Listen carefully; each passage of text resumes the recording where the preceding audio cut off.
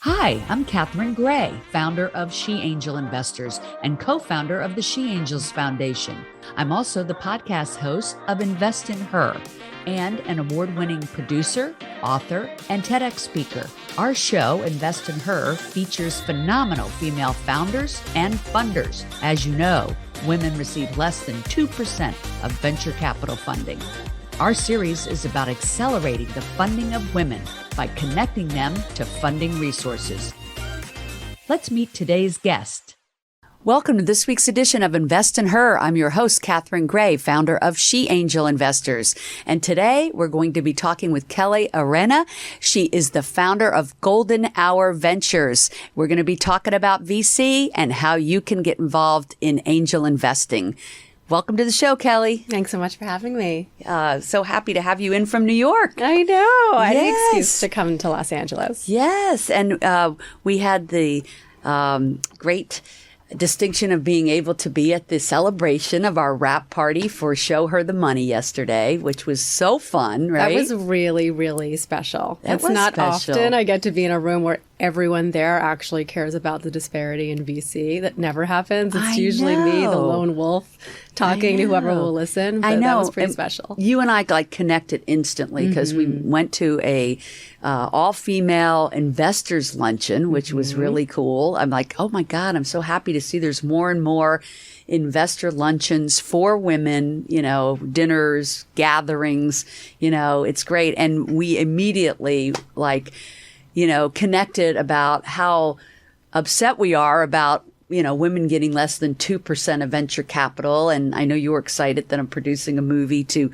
actually shed some light on that, to talk about that, because it's something that you're so passionate about. So passionate about, and definitely don't have the media chops. So when you said you were talking about bringing this to film, it was really exciting. Yeah, I think so too. I mean, we do need to get it out there, right? And educate more women on stepping into this world. And I know, I love your tagline that you started Golden Hour Ventures because you wanted to help women get rich. Yeah. And I was like, you go, girl. Yeah. I think sugarcoating it just doesn't do us any good. Right, right. No, I love that. We live in a capitalistic society where the money goes, the power flows. That's it. That's it. We need more women making money. Yes. Involved in policy making decisions and also building companies that are female friendly. Yes. And we need more women like you out there building entities that we can join and invest in. Right. So Golden Hour Ventures, I know your background is in finance and also you work with Johnson & Johnson. What made you step into this arena? No pun intended on your last name. Yeah, give me all the puns. I love the puns. Yeah, I stumbled into it, to be really honest. I started my career, I was at a professional football franchise. I know, the Eagles, right? Eagles, yes. Love that. Third year for us. And what were you doing for them? I worked in finance there, too. I like to tell my kids I was a, lineman coach. I was defensive coordinator. But no, I worked in finance. I started as an intern co-op there and, was there for a bit after college. Super fun. You can imagine not a lot of advancement for females in that organization, but It was really fun while it lasted. Moved to corporate finance and did a financial leadership development program within Johnson & Johnson, which was super cool, but, not exactly for me working at a huge corporation like that. Did some investment banking at Merrill Lynch, which was, intense. That environment is pretty intense. And then, when it was time for me to start a family, it's so cliche, but just didn't feel like I was in an environment that was supportive of any kind of work-life balance. And there wasn't a lot of female mentors that I could look to and want to emulate that life. Yeah. So I took a lot of time off and, had children and devoted myself to that. I had a child with special needs, another child born 3 months premature. And in the meantime, I felt a little pissed that I didn't have a career that had any kind of balance in it, that I knew I would be supported if I needed to spend some time with my children or if I had a family crisis. It just wasn't conducive to that. And so it got me thinking a lot about what is the societal solve for that? Right. And the only thing I could think of is having companies that were built by women who kind of had a touch point. Right. But I didn't know what to do with that information. So, as I'm trying to figure it out, I was just doing some light consulting for startups. I like working with creatives and being the financial mind to complement their side of the business. Right, because so many people that have startup ideas are super creative, but they're not necessarily numbers people. 100%. So they need people like you. Yeah, that's great that you help startups with that capacity. Absolutely. That's my favorite thing to do is work with someone that's mind who's very I think I actually know different. a founder that actually needs that from you. Love I'm going to that. connect you. I love that. Yeah, I love yeah. let me bring me your big ideas and let's put it onto paper and actually make some financial sense out of it. But through that, just saw very organically how easy it was for male founders to get funding vis-a-vis the female founders that I was working with. And this was completely agnostic of experience, of education, whether one was post-revenue or pre-revenue or had product market fit. Right. It really just seemed to be divided by gender and network. Yeah. And what I noticed was that, men in a room tend to share their deal flow or talk about finance. What are you investing in? What are you not investing in? Right. And people do tend to invest in people they identify with. As I said in my TED Talk, which is called Fund Women Save the World, that's why we need more female investors at the decision-making table. 100%. Yeah, absolutely. Yes, yeah. that is exactly the premise that has guided me, which is we need more women investing because inherent bias exists. Yes. We're humans and they do. So if we have representation on the investor side, then we will fund more founders that tend to be more diverse. Yeah. And it would probably be true as women, if we knew another woman that needed investment, that we would be like, oh, well, let's give investment to this woman that we know and think the world of. And so I guess that's what's just happened in that old boys club. They give the money to to Joe and Charlie and not Sally because they're in their network, and that's the way it works. So we have to build our own network, right? Absolutely. And it makes sense too. I don't spend a ton of time beating up the male VCs because there's so much happening in the menopause space right now, the hormonal space, all of these industries that are really exciting and been ignored for a long time. Of course the men aren't going to resonate with this. It's a problem that doesn't resonate with them. Right. Yeah. So, but when you talk to female investors about, we have tech that can help identify what's going on with your hormones, either, pre-pregnancy or throughout the life cycle of your different stages of life, women get really excited. Right. Like, we need these women to be capitalized and, invest in these ideas. Absolutely. And so, what made you make that leap and how did you start Golden Hour Ventures? Yeah, well, I started just with an angel syndicate thinking, well, I better put my own money where my mouth is. And at that time, I had made maybe 2 angel investments, one in a male-founded company and one in a female-founded company, and was just kind of starting to get my feet wet. I didn't come from VC and was really most people don't. Sure, right, exactly. And just like so many of the people I meet today thought, well, I shouldn't be an investor if I don't come from VC, if I don't speak this language. And as someone said at your event, I think that we so rarely believe in ourselves and we need all the justifications to be like, oh, I'm actually prepared enough to write this check. But what I realized is you just learn by doing it. So I just started writing checks. Yes. I joined a syndicate, Pipeline Angels, which is incredible and very mission oriented and supports a lot of Black founders and kind of serves as their friends and family. And I did a lot of diligence, met a lot of amazing other angels, and I just kind of caught the bug and was like, oh, I think I need to stay here. This feels like my skill set that I had developed, but with a mission and a soul and a purpose that certainly didn't exist on the trading floor at Merrill Lynch. Right. Totally different experience. Yeah. This really felt like a movement to me. But not only did you start investing in that capacity, but you decided to start your own venture. Then I started evangelizing. That's what happened next, which is what I tend to do. So I caught the bug. And then I started telling all my friends, I have this amazing founder and you need to meet her and you need to meet her. And I just started to kind of build this network and build this network and build this network. And then you thought you better name it. Right? Well, else what are we doing? Like, you don't exist unless you have an LLC. Right? So started consulting for founders, started building a network of founders, started building a network of investors. And then it just made sense that I started to connect the dots. So through And that. how did you learn about, running that, fund? Would you consider it a fund? I wouldn't, and I would. So Yeah. it isn't a traditional venture fund. Right. I basically make mini funds. Right. Per for investment. each Exactly. for each founder investment. Exactly Got it. right. So So you might have a group come in on an investment in a particular company and set up an LLC for that. exactly. Yeah. They're called SPV, special Right, purpose special vehicles. people. Yep. And, I diligence a company quite hard. I'm proud of my diligence process as a one-woman show. And if I believe in the founder, if I believe in the company and the idea and the financials and the exit possibilities, then I basically become the investor relations Right. for angel investors. And the magic of this, it feels really, really important to me personally that I am democratizing access to this class of investments, meaning Right. the private markets. And I Right. think angel investing can be really intimidating if you think you have to be writing $50,000 checks and $100,000 checks. Right. So you put them together in an LLC or special purpose vehicle. Maybe at what level? Yeah, we're writing checks anywhere from 50,000 for a pre-seed all the way up to $1 million.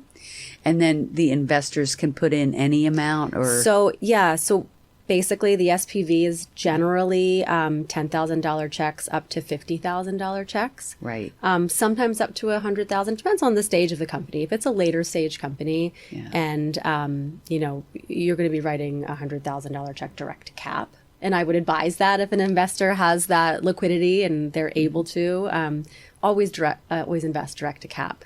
The beauty of the SPV is that if you're not ready to do that, then you can start writing $10,000 checks or $5,000 checks today. Right. And it's a gateway drug. Yeah. So you're learning by doing. Right. You're impactful, and also you're joining a community of investors. So all of our SPVs are groups of 20 to 50 people, Right. and they also serve as like brand ambassadors to this company. So the founder we have investor meetings once or twice a year. The founder comes and says, these are my asks. I need great counsel for this particular event, or I'm looking for someone that can help me distribute in Ireland, and all of the weird asks that come up. Right. As a founder, it's amazing what happens when you take it to our little communities of SPVs. Right. And someone's like, oh, wait, my cousin, or I know this person, or let me send an Of email. course. And emails start flying in the room. And then the community brings their asks too. I'm looking for a board seat here, or I'm working on this project and looking for funding about this, or I just moved to the city and I need an OBGYN. Yeah. And it's just like, and everyone Right. leaves and they've gotten real ROI. Right. That's bigger than the financial investment. I love that. I love it. So you kind of built a community of people that are helping each other, helping the founders, helping, just build a profitable type of scenario for everybody. Yeah. It's Yeah. really community focused, which I think is something women do really well. Yes. And we really leverage the power of that community to help the founder and to leverage the community in and of itself Yeah. and to help each other. There's lots of founders that are investing in other founders, attorneys that have their own services to bring to the table. And so our community tends to be a really hands-on group of investors. Do you have any investments that you'd like to point out that you think were one of your better picks that, was profitable? Yeah, well, it's so interesting because this Golden Hour Ventures is 2 years old. So, and I invest early stage. So Right, some of right. it remains to be seen, which is Right. tricky. That investment horizon when you're investing seed, pre-seed is 5 to 7 years till you see a liquidity Right. event. But I'm proud to say they're that doing well many of my and- companies have gone on to do Yeah. follow-ons that are later rounds that are at a higher valuation. I've invested right before PE funds have come in and, gobbled up share. And so it always, It's boosts my exciting. morale when Yes. you see these huge Yeah. funds coming in after. And when people hear, I could put in as little as $10,000 to get started. It might take 5 to 7 years. Sometimes you never know. Sometimes there's an exit in 2 or 3 years, but let's say it's 5 to 7. But, it's no different than any other investment, whether it's a stock or, even real estate. For the most part, you invest in real estate. I would say liquidity Yeah. is the main differentiator, and that's important to me to educate our angels, is that it's not a liquid investment. Right. But neither is real estate, really. That's fair. If you can't sell the place at the time that you need the cash. That's fair. And what I was starting to say is that, it could take 5 or 10 years for even your house to appreciate significantly. So it's no different. Like sometimes I think people think, 5 to 7, because everybody wants to make a quick buck. Mm-hmm. But, 5 to 7 is pretty normal for most investments. So to see a return, absolutely. Yeah. And I think it's so much bigger than that. And it's why I'm compelled to do what I do. Yes, it's impact investing. This is impact. Yes. Truly, truly. And if we want to see our nieces and our daughters come up in a completely different environment, particularly, to me, this is future of work in its purest sense. Yes. What is the work environment going to look like for them? And do we want them working? There's so few CEOs in Fortune 500 companies that are women. Like, we have to start building these companies today. This is long game. Is that a big focus of yours, future of work? Yeah. In my way. Yeah. Right? So not in the industry way of future of work, but in the way that investing in women is investing in the future of work. We're going to shape the way society is built and the way work, life, culture, policy is built. Right. And the more women you invest in that are building companies that are also hiring women and diversity on their teams, that is, of course, impacting. I was going to ask you, what would be the next step to get involved with you? Like, where would they find you? Yeah, I would say my website is the best place to start. I have some educational materials on there. I love to do Angel 101s, by the way. So, anyone who is intimidated by angel investing, it's my favorite when I say an angel gets her wings. Yeah. And whether that first check is $5,000 to $10,000, I love educating through that process, taking off the jargon. I think sometimes these industries are intentionally shrouded in jargon to keep them exclusive. I do too. So no dumb questions, no silly questions. My website is goldenhourventures.co. You can reach me through my website. I'm on Instagram, although I'm social media deficient for sure. So if anyone wants to LinkedIn, I take it. For sure, LinkedIn. Yes, I think we're all kind of becoming bigger and bigger fans of LinkedIn. Lots of people find me on LinkedIn, but it's messy in there. I got a lot of decks coming through on LinkedIn, so it's hard for me to stay on top. But definitely reaching out directly through my website is the most direct way to my inbox. And I love that education. And you want to hear from founders, and you want to hear from women that want to become investors. Yes. Yeah, and we do a lot of events of new investors and or people who haven't invested yet. No dumb questions, no silly questions, really safe space to get, more connected with the private market. I love that. Yeah, the more female investors we have, the more the picture is going to change of who's getting the funding in the venture capital world. And hopefully at some point, instead of us getting 2%, hopefully we'll at least get the 50% that would be the representative of our population. Representative, exactly. Yes. And the cool thing is, too, about fund managers and venture capital firms like yourself is that these women that are starting these are more focused on investing in women, but also BIPOC, LGBTQ, and those are all the underserved communities that haven't been getting funding. So I'm so grateful for women like yourself that are starting these entities that other women can come and learn and be a part of and, help make the world a better place. Let's, use our investments to really make an impact in the world, right? Yeah, absolutely. Yeah. And women tend to exit faster and return higher on every dollar invested than men. So I don't want to just gloss over the fact that investing in women is good business, too. Absolutely. It's not just impact. I love that. We're going to end on that note. Excellent. So as we wrap up here, I just want to say thank you so much for tuning in. Kelley, thanks for being a great guest today. And hope you'll check out Golden Hour Ventures and look up Kelley, and that's Kelley, Arena, Arena, for those just listening. Find her on LinkedIn. You can also look up me, Catherine Gray, and visit our sheangelinvestors.com or our news site for our movie, which is showherthemoneymovie.com. You can find all of us on social media as well, of course. And Catherine Gray, Invest in Her on Instagram. Okay, well, make it a great week. Thank you so much for tuning in. Remember to invest in other women.